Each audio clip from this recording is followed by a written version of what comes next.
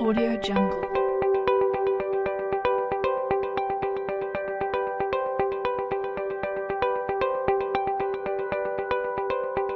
Audio Jungle.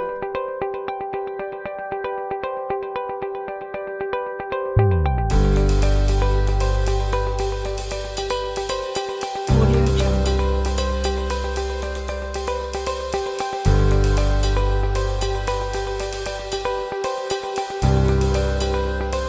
Audio Jungle.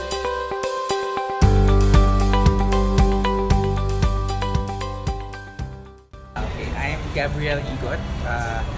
I am the president of the Philippine Rubber Industry Association. I'm also the president of Sibugay Management Resource Corporation. So our company is a rubber plantation located in Zamboanga, Sibugay, and we're part of the Philippine Rubber Industry Association. I started working for our company in 2005.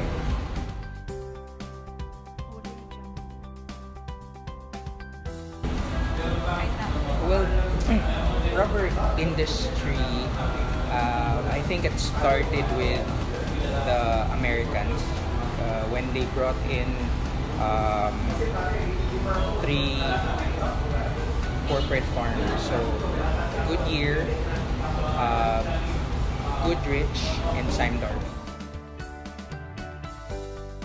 So these are three plantations that started in Mindanao.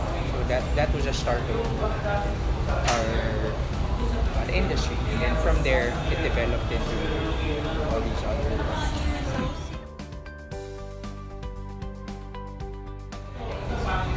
So right now, the big players in the industry, what I'll give you are the ones that have local manufacturing. So the biggest one with regards to rubber is Yokohama. So they have a big tire processing or tire factory in Clark. And then some members naman namin, the top four would be Titan Rubber, Leo Tires, Dunlop, and MVP. So they do, MVP does motorcycle tires, belts, industrial belts.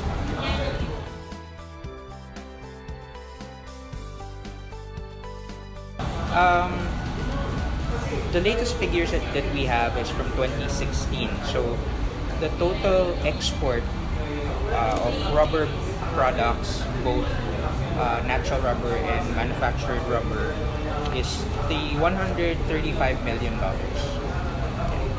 That's it. Audio Jungle.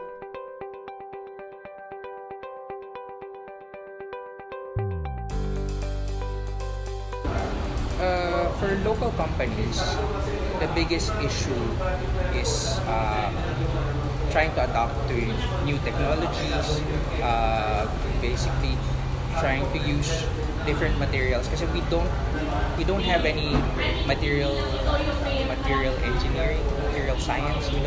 We're not developing anything in that nature. So natatalo tayo sa ibang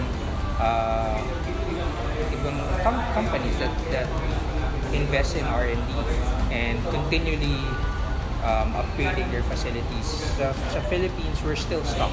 So a lot of our companies now are just trying to adopt changes, trying to adopt new technology. So in terms of productivity, in terms of yield, in terms of quality of locally produced product, medyo nadidelay.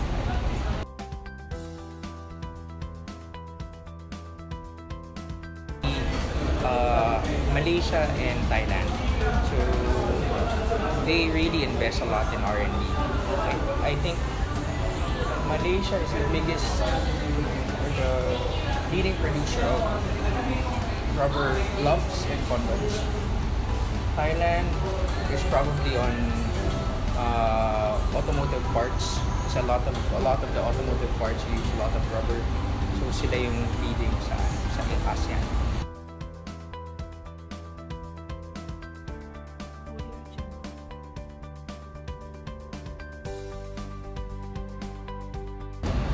In 2013, tagal na, 2013, we set up with DTI, with DNR, and with Department of Agriculture. We set up a parang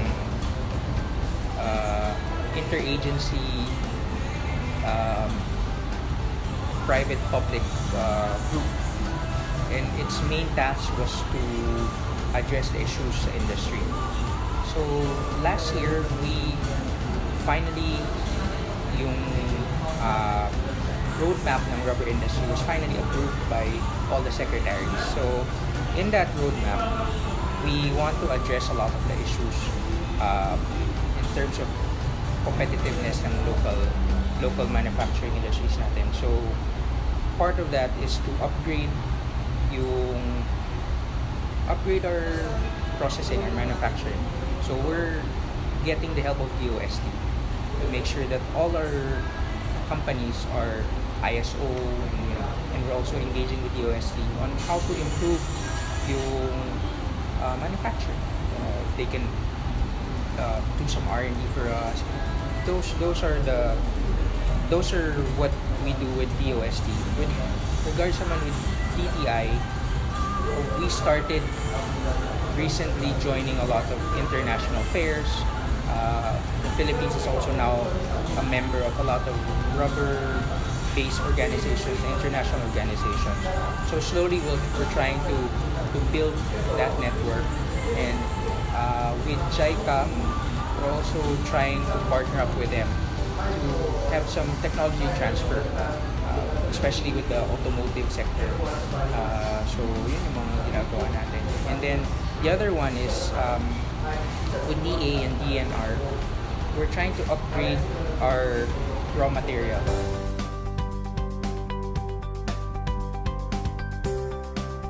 Audio Jungle.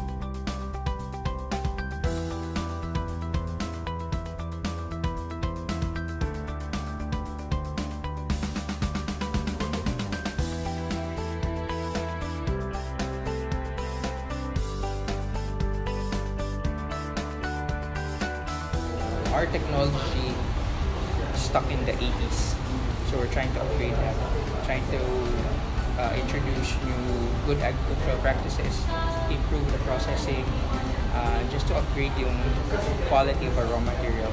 And then with the improvement in the raw material, with the improvement in our manufacturing, and hopefully we can improve the end product and be competitive.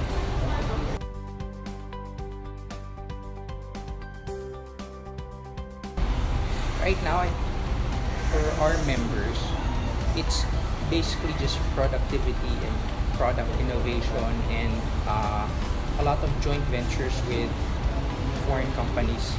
So they do joint ventures para mas mabilis yung technology transfer. So that's how we do it, and that's how we plan to compete with yung mga neighboring countries.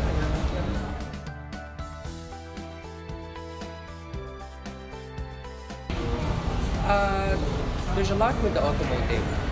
So maraming kasing, like with Toyota, they have a lot of small companies that directly supply Toyotas, Japanese companies. So these Japanese companies, yung mga local companies natin, do a joint venture with them. So they'll do, let's say for like the Vios. So may mga parts doon that pinoproduce ng isang Japanese company, and then they'll joint venture with a local company here, and they'll produce it locally for the local Vios natin. So those are Audio Jungle.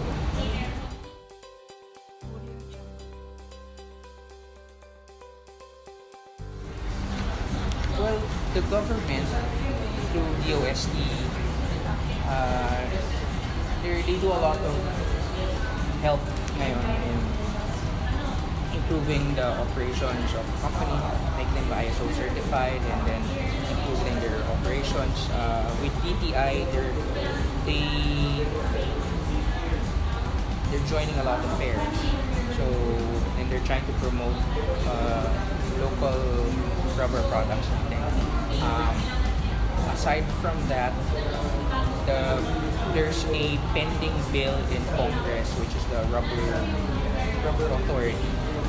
So hopefully we get that passed next Congress, and that's The idea of that is para siyang sugar regulatory board or something. So it's a separate government entity that basically handles everything that's rubber related.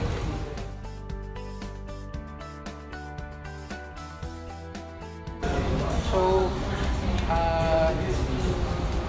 for local fairs, DTI organizes what they call it. I can't remember the name, but there's a fair that's funded by DTI. It's every 2 years. Prime, they call it Prime. So it's every 2 years, and then they invite all the rubber-related companies, both upstream and downstream. And then the goal is basically to have business matching. International naman, there's a lot of seminars and conferences from the IRDB, which is the International Rubber Development Board, and then IRSG, another rubber. And then these fairs, naglalagay ng booth doon si DTI, and they actively participate. And they also have a list of companies natin, what they can supply, how they can supply, and they also promote a lot of foreign investments here. I think the latest one is the head gumagawa ng tennis ball. They're looking at locating in Cagayan de Oro.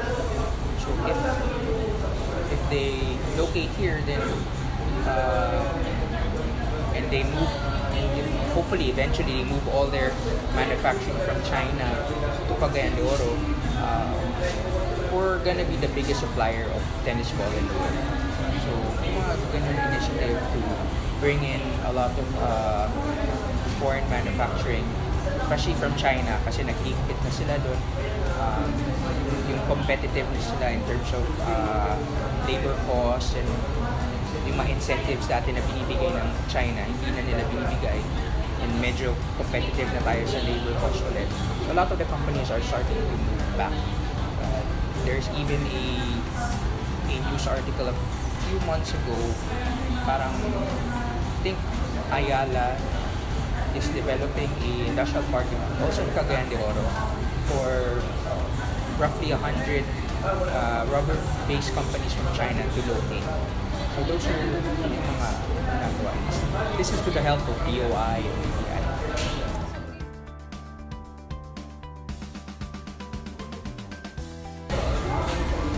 It's positive, but hindi pa siya nangyari. These are all just sign parang on paper. So we haven't really seen brick and mortar in parang setup. So until that actually comes, then everything's just theory. So we're very hopeful that it will happen. Hopefully in 2019. And if it does happen, then we can bring back the rubber industry to where it was before. Kasi a few years back, like with our association, we had over 120 members. Currently, we're at 75. So maraming nag-settle because of competition. So we see a lot of foreign companies who went to China. They're actually looking to come back. So hopefully, we regain that strong manufacturing in the rubber sector.